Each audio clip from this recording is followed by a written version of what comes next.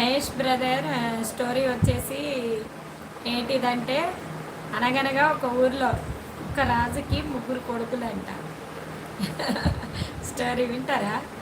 చెప్పనా? ముగ్గురు కొడుకులంట. అయితే వాళ్ళ డాడీ చనిపోతూ వీళ్ళకు కొంత మనీ ఇస్తారంట. మనీ ఇస్తే ఆ మనీతోని పెద్ద కొడుకేమో గుర్రం కొంటాడంట. సో ఆయన గుర్రం కొంటారు కదా, ఆ గుర్రం ఒక్క నిమిషంలో ఒక సెకండ్లో అంట ఎక్కడంటే అక్కడ తీసుకెళ్తుందంట.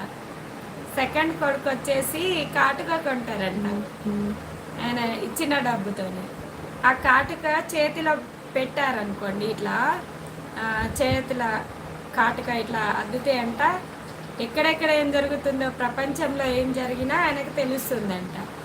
తాడు కొడుకేమో మ్యాంగో కొంటారంట. ఆ మ్యాంగో స్టోరీ నాకు తెలియదు, ఇంతవరకే చెప్పారు ప్రొలిక సిస్టర్. అంతేనా? కరెక్టే చెప్పానా? ప్రొలిక సిస్టర్ మైండ్లో ఫిక్స్ అయిపోయిందన్నమాట.